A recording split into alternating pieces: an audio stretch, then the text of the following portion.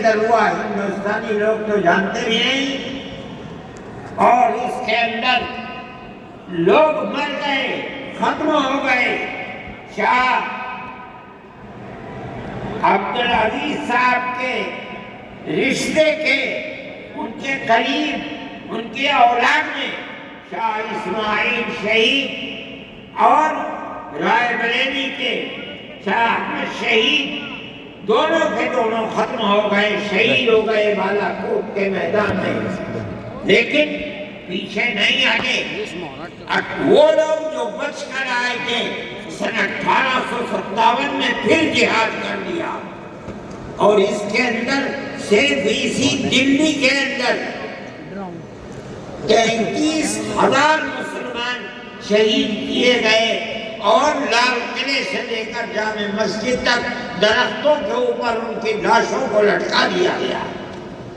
یہ مسلمان کی تاریخ ہے، علماء کی تاریخ ہے۔ بتائیں کون ہے جس کی زندگی کے اندر یہ تاریخ مل سکتی ہے؟ میں کہتا ہوں، لاکھوں آدمی کے سامنے کہتا ہوں، کوئی مائی کا لال ہے جس نے اس ملک کی اس طرح خدمت کی ہو جس طرح مسلمان علماء نے خدمت کی ہے؟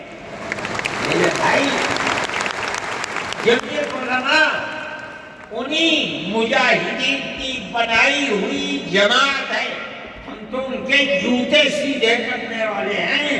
ہمارا کیا کام ہے؟ ایک ہی کام ہے کہ انہوں نے جو جمعیت کی بنیاد کے اندر ہندو مسلم اتحاد اور ملک کے ہر بسنے والے کو ایک پیغام دیا تھا پیار و محبت کا، ہم اسی پیغام کو لیے بیٹھے ہوئے ہیں۔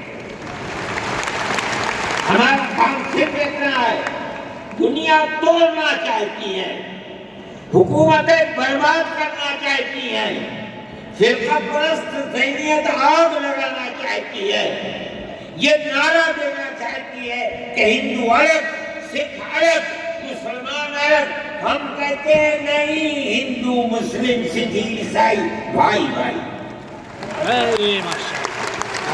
یہ ہمارا پیغام نہیں ہے، ان بزرگوں کا پیغام ہے جنہوں نے پھانسیوں کے تختوں کو چوما، اپنے اس ملک کے لیے چوما ہے، اس کی آزادی کے لیے چوما ہے۔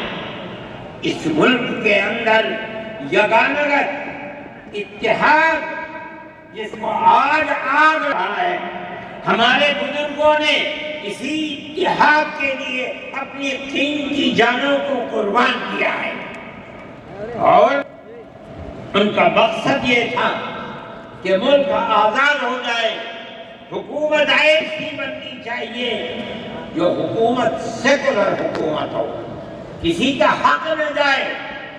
کانگریس اس لیے نہیں بنی تھی، یہ 1803 کی آواز ہے کہ ملک غلام ہو گیا، جہاد کرنا فرض ہے۔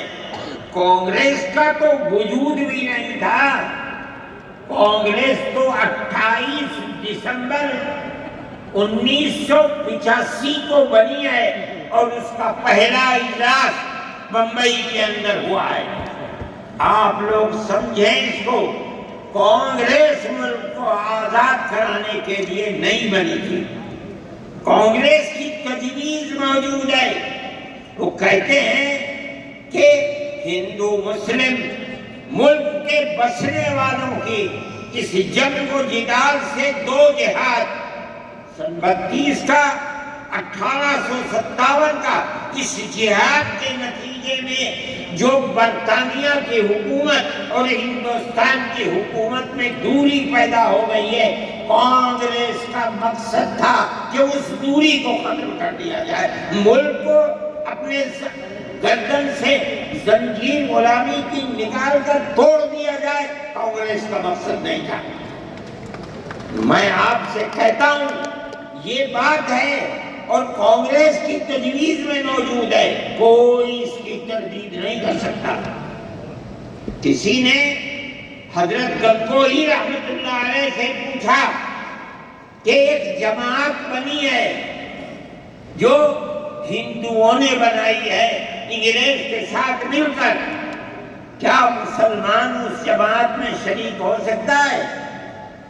حضرت نے فتویٰ دیا اور یہ کہا کہ جس طرح اپنے کاروبار میں ہندو مسلمان شریک ہو سکتا ہے، اسی طرح اس پارٹی کے اندر بھی ہندو مسلمان شریک ہو سکتا ہے، بشرطے کہ دین کو کوئی نقصان نہ پہنچے۔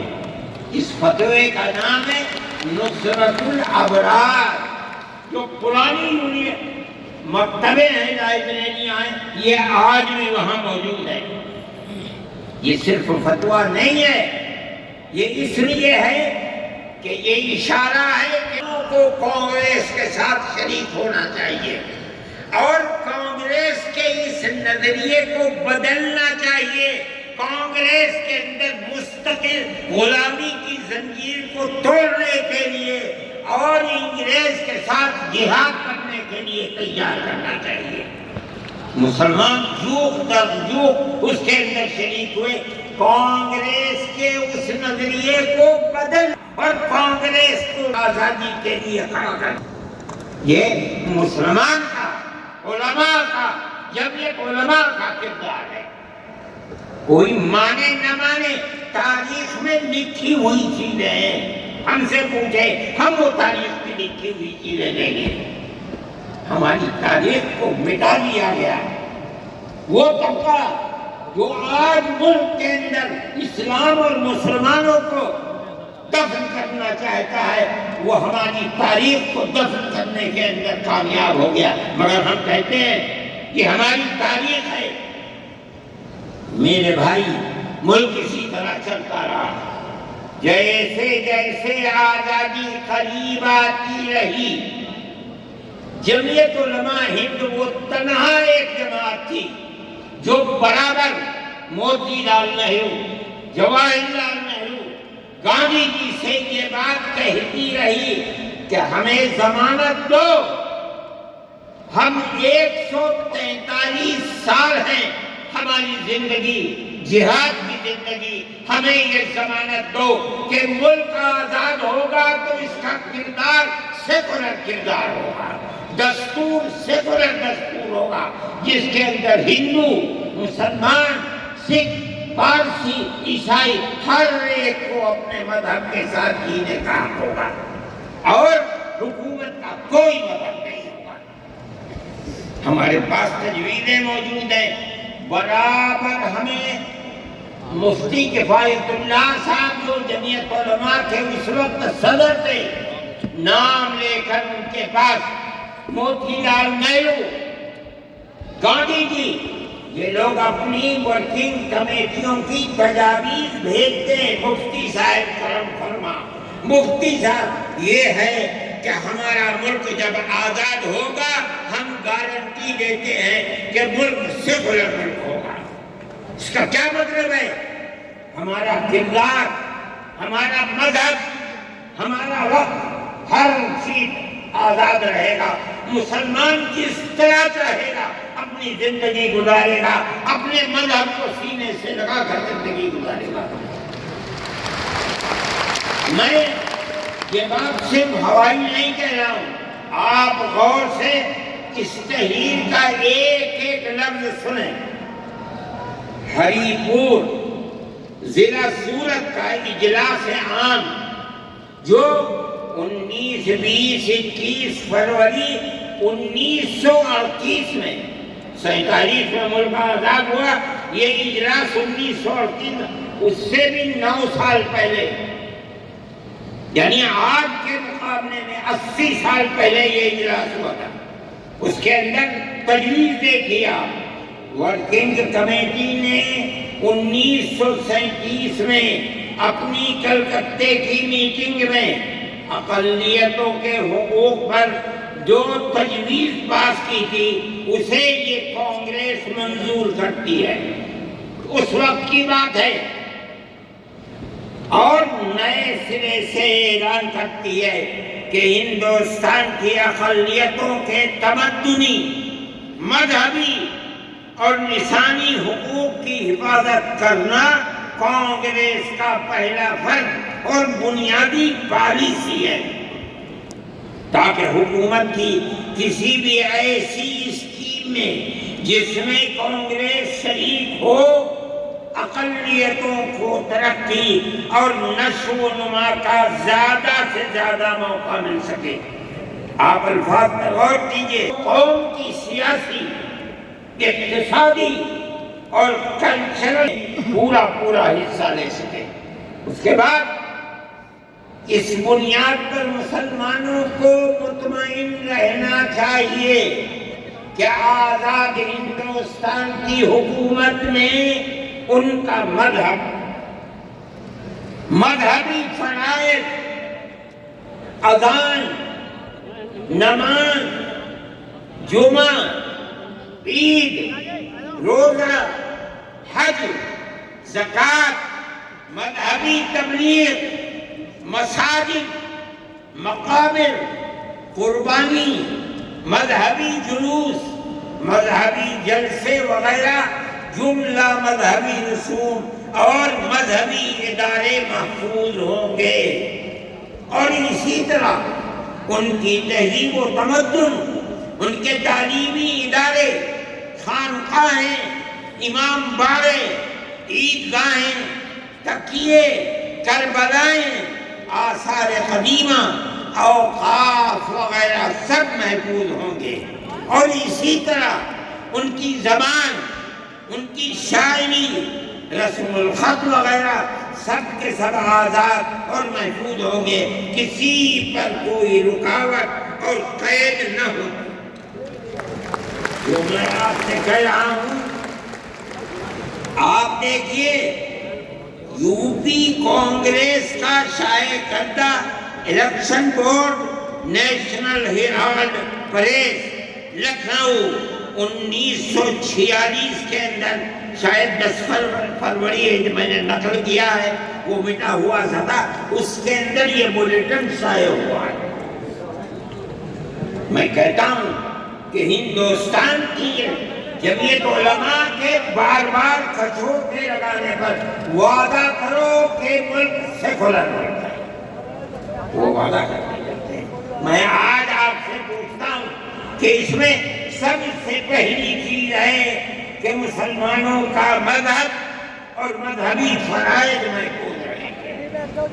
آج میں پوچھتا ہوں، ملک کی آزادی کو 70-80 سال ہو رہے ہیں، بتائیے کیا محفوظ ہے مسلمانوں کا؟ آپ مذہب محفوظ ہے مسلمانوں کا؟ کیا آپ نے مسلمان مذہب کا مسئلہ قرآن و حدیث سے ثابت ہے؟ آپ جو کچھ کر سکتے تھے آپ نے نکاح اور طلاق کے اندر کر دیا، بڑا کام موجود ہے۔ آپ کی حکومت اتراکھنڈ میں ہے، آپ یکساں سول کوڈ، یعنی کوئی تعلق مسلمان کا مذہب سے نہیں ہوگا، گورنمنٹ جو قائم کرے گی اس کے اوپر مسلمان کو چلنا ہوگا۔ کہاں کا سیکولرزم ہے؟ کیا مسلمان اس پر اطمینان کر سکتا ہے؟ آپ کی زندگی اور آپ کی حکومت کا بنیادی ناپاک پتھر یہ ہے کہ مسلمان کو اپنے مذہب سے آپ دور کر دیں۔ کیا آپ اسے قبول کریں گے؟ یہ آج کی حکومت کا یہ مسئلہ ہے۔ مذہبی فرائض کہاں کے آپ زندہ رہ گئے؟ آج آپ نے مسئلہ بنایا ہے کہ اتراکھنڈ کی ریاست اور شہروں کے اندر مسلمان جو 50 سال سے آزاد ہے آواز بھی نہیں لے سکے گا۔ یہ آپ کا کردار ہے، یہ تصویر ہے اور ناپاک تصویر ہے۔ اس تصویر کو آپ پیش کر رہے ہیں، یہ تصویر سیکولر دستور کی تصویر نہیں ہے۔ ہمارا آج کا یہ کنونشن سیکولر دستور کی حفاظت کے لیے ہے۔ کہاں ہے؟ کیا کر رہے ہو؟ اس ملک کو، ملک میں رہنے والوں کے لیے جہنم بنا رہے ہو۔ جمعیت علماء اس کو قبول نہیں کرتے۔ ہم تو کہہ رہے ہیں اس بات کو، کسی کی زبان اٹھتی ہو یا نہ اٹھتی ہو، لیکن ہم کہتے ہیں کہ جو ہو رہا ہے وہ ملک کو آگ لگانے کے لیے، دستور کو آگ لگانے کے لیے ہو رہا ہے۔ جمعیت علماء اسے قبول نہیں کرے گی۔ اگر جمعیت علماء نے اس بدترین حکومت جو یہ کہتی تھی کہ ہماری حکومت میں سورج نہیں ڈوبتا، جمعیت علماء نے کبھی اس کے سامنے سر نہیں جھکایا۔ اس کے بعد ہم کس کے سامنے سر جھکائیں گے؟ ہمارا سر صرف ایک اللہ کے سامنے جھکتا ہے اور کسی کے سامنے نہیں جھکتا۔ میرے بھائی، آپ ایک اس کو لیتے ہیں، میں کہتا ہوں آپ کیا کہتے ہیں؟ اس کے اندر جہاں ہے وہاں اسی طریقے سے اوقاف وغیرہ سب محفوظ ہوں گے۔ اوقاف محفوظ ہیں، یہ آپ کے سامنے حضرت مولانا بیٹھے ہوئے تقریر کیے، اوقاف کو ہڑپنا چاہتے ہیں۔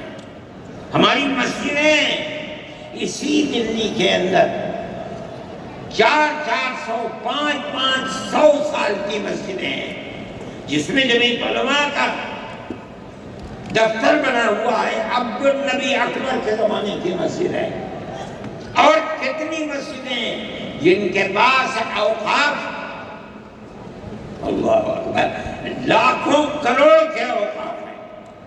جونپور میں جا کر کے دیکھو کیسی مسجدیں ہیں، دلی کے قرب و جوار میں دیکھو کتنی بڑی بڑی مسجدیں ہیں۔ ہندوستان کا وہ طبقہ جو ان مساجد کے اوقاف کو ہڑپ کرنا چاہتا ہے، کہتا ہے اگر کسی وقف زمین یا مسجد یا کسی بھی چیز کے کاغذات وقف کے نہیں آئے اس کو وقف نہیں مانا جائے گا۔ کون 500 سال پرانے کاغذات لا کر کے پیش کر دے گا؟ قانون یہ تھا کہ جو مسجد بنی ہے، جو وقف پر بنتی ہے، وہ وقف ہے۔ آپ کو کیا درد ہے کہ آپ اس اوقاف کو ختم کرتے ہیں؟ اس کا مطلب ہے مسلمانوں کی زمین کو ہڑپ کرنا چاہتے ہو، حرام کھانا چاہتے ہو، اس لیے ان اوقاف کو ہڑپ کرنا چاہتے ہو۔ ہم اس کو قبول نہیں۔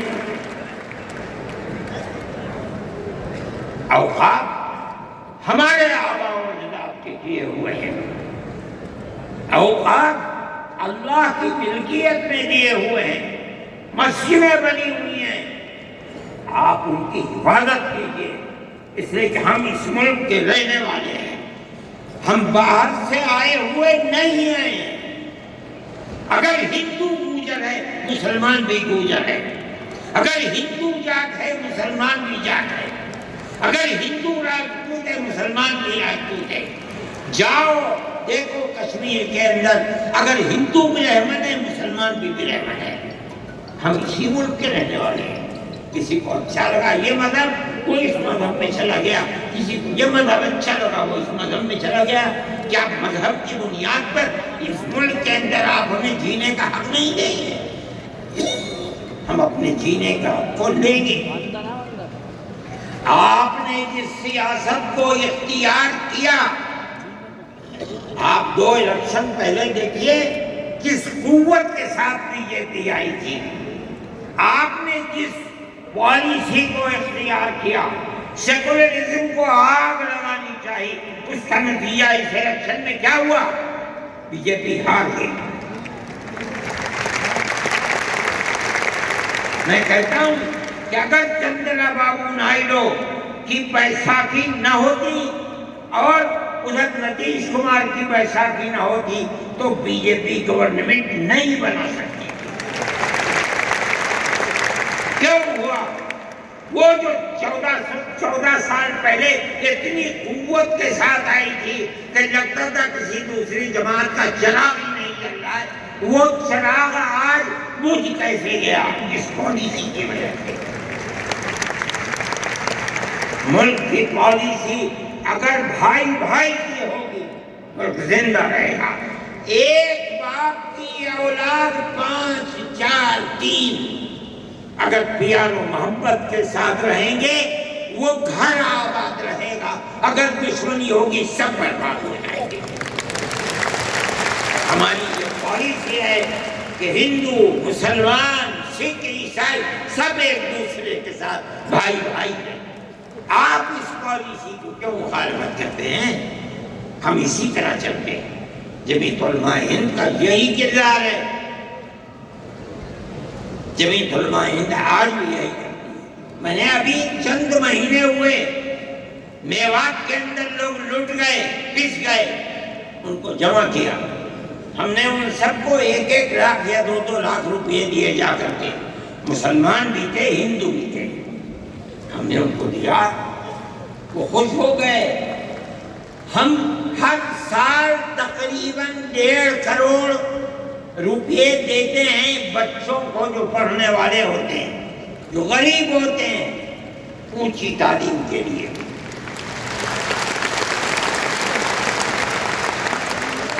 اس کے اندر مسلمان بچے بھی ہوتے ہیں، ہندو بچے بھی ہوتے ہیں۔ جمعیت علماء ہر ایک کی مدد کرتی ہے، پڑھیں، ملک کے لیے کام کریں۔ میں جا رہا تھا ایک مرتبہ، بنگلور سے سوار ہوا، مجھے جانا تھا سوئٹزرلینڈ، ایک میٹنگ تھی وہاں سعودی عرب کی، سوئٹزرلینڈ کے اندر۔ میں جب گیا جہاز کے اندر، صبح ہوئی تو میں نے چائے وائے پی، میرے پاس جو پائلٹ تھا چلانے والا وہ آیا، میرا شکریہ ادا کرنے لگا، آپ نے بڑی محبت کے ساتھ۔ میں نے سوچا کیا بات ہے، کیا آپ کو؟ کہنے لگے کہ مجھے اس جگہ تک پہنچنے میں جمعیت علماء اگر مدد نہ کرتی میں نے کچھ کر سکتا۔ مجھے حیرت ہو گئی کہ کیا بات ہے یہ، ہم ہر ایک کی مدد کرتے ہیں۔ کیرلا کے اندر سیلاب آیا، لوگ لٹ گئے، مر گئے، ہم نے مکانات کی مرمت کی، ہم نے مکانات کو اثر نو بنوایا بھی، میں نے چابیاں بھی دی، اور تمام میڈیا نے اس کو دکھلایا۔ ہندو بھی تھے، مسلمان بھی تھے، ہندو عورتیں بھی تھیں جن کے ہاتھ میں نے چابی دی ہے۔ جمعیت علماء کا یہ کردار ہے۔ ہمارے بزرگوں نے متحدہ قومیت کتابیں شائع کی ہیں، اس کا مطلب ہے کہ ہندوستان کی قوم مذہب کی بنیاد پر نہیں بٹے گی، جو ہندوستان میں رہتا ہے ان سب کی ایک ہی قوم ہے، مذہب کی بنیاد پر قومیں تقسیم نہیں ہوں گی۔ یہ ہمارا کردار ہے، ہم اس کردار پر زندہ ہیں اور اسی پر چلتے ہیں۔ صحیح ہے، یہ ملک کے اندر جو پالیسی چل رہی ہے کہ ان کو مار دو، ان کو گرا دو، ان کو، آسام کے اندر یہ پالیسی آج سے نہیں، سن 12 سے چل رہی ہے۔ جمعیت علماء تنہا جماعت ہے ملک کے اندر جو آسامیوں کے مسائل کو جانتی ہے۔ یہاں سے رہنے والے، ان کی زبان اور ہے، ان کا کلچر اور ہے، بہت دور ہے، دنیا کے آخر میں رہتے ہیں، کون جانتا ہے ان کے مسائل؟ تنہا جمعیت علماء ہے جو ان کے مسائل سے دلچسپی لیتی ہے، گھستی ہے، کروڑوں روپیہ خرچ کرتی ہے۔ یہ ایک مسئلہ تھا، اس سے پہلے ایک اور مسئلہ تھا، کہا گیا کہ پنچایت اگر کسی کو آسام میں یہ سرٹیفکیٹ دیتی ہے کہ یہ ہندوستانی ہے تو وہ سرٹیفکیٹ نامقبول ہوگا۔ 47 لاکھ آدمی اس سے متاثر ہے۔ جو پھر پرست پارٹی تھی وہ کہتی تھی کہ پنچایت کے سرٹیفکیٹ کو قبول نہ کیا جائے۔ اگر یہ فیصلہ ہو جاتا تو 47 عورتیں، 47 لاکھ اپنے بچوں کے ساتھ ملک کے اندر بھیک مانگنے والوں کی زندگی بسر کرتے۔ ہم نے سپریم کورٹ کے اندر اس کو چیلنج کیا۔ سپریم کورٹ کہا جاتا ہے، لیکن در حقیقت یہ ملک میں بسنے والے ان غریب اور لاچار لوگوں کی پناہ گاہ ہے جن کے سامنے ملک میں کوئی راستہ نہیں بچتا، تو وہ کورٹ میں پہنچتے ہیں کہ ہماری مدد کرو۔ ہم پہنچ گئے، اپنے لیے نہیں، ان غریبوں کے لیے پہنچے جو 47 لاکھ تھے۔ آپ نہیں جانتے اس کے اندر 24 لاکھ ہندو عورتیں تھیں۔ آپ سمجھے؟ اور جمعیت علماء گئی، میں بہت پریشان تھا کہ الہ العالمین کوئی مدد کرنے والا علاوہ تیرے کوئی مدد کرنے والا نہیں ہے۔ میں اللہ کا فضل کرتا ہوں کہ جو کورٹ اور وہیں کا وکیل چیف جسٹس صاحب آسامی کا تھا، مجھے خطرہ تھا کہیں یہ آسامیوں کے ساتھ نہ چلا جائے، گورنمنٹ کے ساتھ نہ چلا جائے۔ اللہ کی قدرت ہے کہ فیصلہ یہ آیا کہ وہ سرٹیفکیٹ جو پنچایت نے دیا قبول کیا جائے گا۔ میں نے کہا کہ مجھے اپنی زندگی میں کبھی اتنی خوشی نہیں ملی جتنا آج اس فیصلے سے ملی ہوئی ہے۔ کیوں؟ صرف مسلمان کے لیے نہیں، یہ ہمارا کردار ہے جو ہمیں اپنے بزرگوں سے ملا ہے، جو جمعیت علماء کی اساس ہے، جو ان کا کردار تھا، ہم نے اسے سوال کی۔ اس کے بعد دوسرا مسئلہ آ گیا۔ دیکھیے سمجھیے مسئلے کو، سارے ہندوستان کے اندر قانون یہ ہے کہ جو سب سے پہلی مردم شماری سن 47 میں ملک آزاد ہوا، سن 51 کے اندر پہلی مردم شماری ہے، جس کا نام اس مردم شماری میں ہے وہ ہندوستان ہے، جس کا نام اس مردم شماری میں نہیں ہے، اگر دوسری مردم شماری میں وہ کہیں سے آ کر بسا اور اپنا نام لایا، وہ ہندوستانی نہیں۔ اچھا، پاکستان ایک مغربی پاکستان تھا، ایک مشرقی پاکستان تھا۔ اندرا جی نے اپنے زمانے کے اندر تمام جھگڑوں کو ختم کرنے کے لیے مغربی پاکستان کو الگ، مشرقی پاکستان کو الگ کیا۔ جنگ ہوئی، مشرقی پاکستان ٹوٹ گیا اور بنگلہ دیش بن گیا۔ اس وقت بہت بڑی بمباری ہوئی دونوں ملکوں کے اندر، ادھر کے لوگ ادھر، ادھر کے لوگ ادھر، سب لوگ بیٹھے، راجیو بیٹھے، بی جے پی بیٹھی، جو وہاں کی پارٹیاں تھیں صوبائی وہ بیٹھی، اور سب نے بیٹھ کر طے کیا کہ آسام کے اندر ہندوستانی ہونے کی دلیل سن 71 کی مردم شماری ہوگی، سارے ملک سے الگ۔ سارے ملک میں مردم شماری میں ہندوستانی ہونے کے لیے 51 کی ہے، مگر سب پارٹیوں کے دستخط ہیں اس کے اوپر۔ آسام کے اندر 51 نہیں 71 ہوگی۔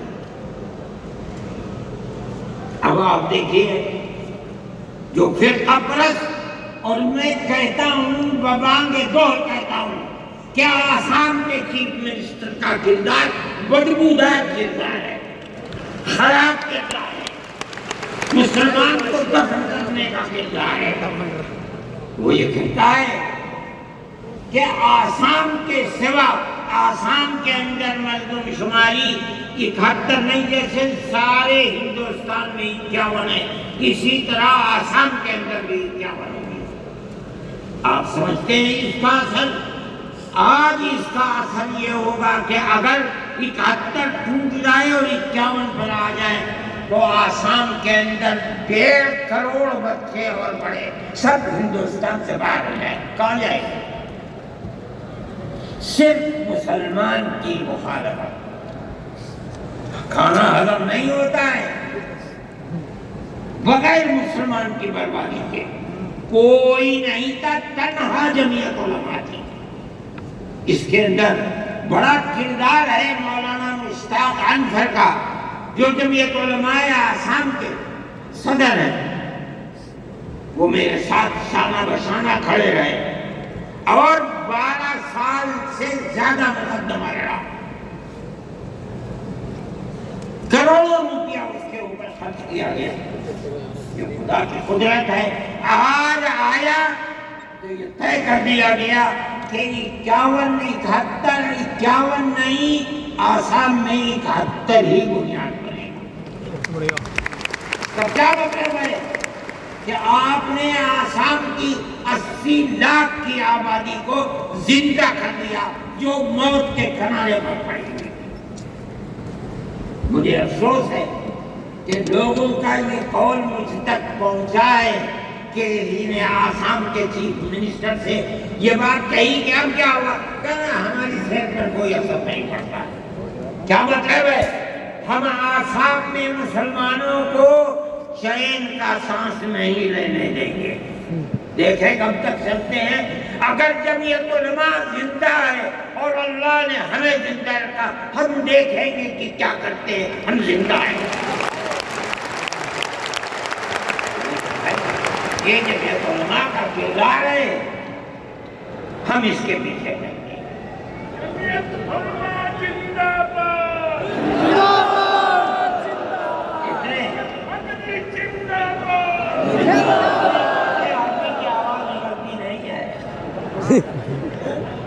میرے بھائی، ہمارا یہی کردار ہے۔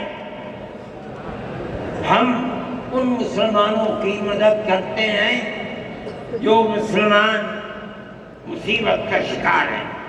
یہ فرقہ پرست ذہن جس کا میں ذکر کر رہا ہوں ہر جگہ موجود ہے، ہر وقت موجود تھا، آج یہ زیادہ ہے، پہلے اتنا نہیں تھا۔ ہر جگہ مسلمان کے لیے، جوانوں کے لیے مصیبت کا شکار ہے۔ خاص طور پر ہم سے لوگ کہتے ہیں کہ تم ان کے مقدمات کو کیوں لڑتے ہو؟ کہتے ہیں تم دہشت گردوں کی پناہ گاہ ہے جمعیت علماء۔ یعنی ان کا مفروضہ یہ ہے کہ جتنے لوگوں پر الزام لگا ہے دہشت گردی کا، وہ سب کے سب حقیقت دہشت گرد ہے، اور جمعیت علماء ان دہشت گردوں کی، ملک وروڑیوں کی جمعیت علماء مدد کرتی ہے۔ مجھ سے بھی یہ بات کہی، میں نے کہا کہ تم میں کوئی مائی کا ڈال ہے تو کھڑا ہو کے بتائیں۔ جمعیت علماء لوور کورٹ نے پھانسی کی سزا دے دی، گجرات کے اندر ہائی کورٹ میں پہنچے، انہوں نے پھانسی کی سزا دے دی۔ ہم اس کیس کو لے کر، اس کے اندر ہندو بھی تھے، مسلمان بھی تھے، سپریم کورٹ میں آئے۔ سپریم کورٹ میں ہم نے مقدمہ لڑا اور سپریم کورٹ نے انہیں سب کو باعزت بری کر دیا۔ میں نے کہا کہ کسی ملزم کے لیے گورنمنٹ ہندوستان کی حکومت نے حق دیا ہے کہ مقدمہ لڑو۔ اگر کوئی غیر ملکی ہندوستان کے اندر پکڑا جائے، اپنے مدعا کو پیش کرنے کے لیے گورنمنٹ اس کو وکیل دیتی ہے۔ ہم نے کیا جرم کیا ہے؟ ہم انہیں وکیل دیتے ہیں لڑنے کے لیے، بہتر سے بہتر وکیل دیتے ہیں۔ ہم کہتے ہیں کہ لڑو مقدمہ، تاکہ دودھ کا دودھ، پانی کا پانی الگ الگ ہو جائے۔ مقدمہ لڑے اور سپریم کورٹ کہتے ہیں کہ جھوٹا الزام تھا، جھوٹ ہے، جھوٹ ہے، جھوٹ ہے۔ ملک کے اندر فرقہ پرستی ہے، دشمنی ہے، ہر طبقے کے اندر ہے۔ کوئی بھی طبقہ، پولیس کا ہو، انتظامیہ کا ہو، کسی کے اوپر جو چاہے الزام لگا دے۔ جمعیت علماء آج بھی جو کیس لڑ رہی ہے، 1050 کیس ہیں جو lower court, high court, supreme court کے اندر لڑ رہے ہیں۔ 1050 کیس ہیں اور اس کے اندر 850 ملزم ہیں۔ ہم لڑتے ہیں مقدمہ، ہم یہ سمجھتے ہیں کہ آپ جس کو ہائی کورٹ، سپریم کورٹ تک یہ ثابت کر دیں کہ یہ ملزم ہیں، انہوں نے دیش کے ساتھ وروध کیا ہے ثابت ہو جائے، ہمارا کوئی تعلق اس سے نہیں۔ جب تک ثابت نہ ہو، پولیس کے کہنے سے یا کسی راستے پر چلنے والے کے کہنے سے کہ دیش وروधी ہیں، ہم سے دیش وروधी تو نہیں مانگیں گے۔ ہم جاتے ہیں ہائی کورٹ، سپریم کورٹ میں جاتے ہیں، اور ہم دودھ کا دودھ، پانی کا پانی کرنا چاہتے ہیں۔ ہمیں آزادی مل جاتی ہے۔ بتائیے جمعیت علماء ہند، جمعیت علماء ہند، نعرہ تکبیر، نعرہ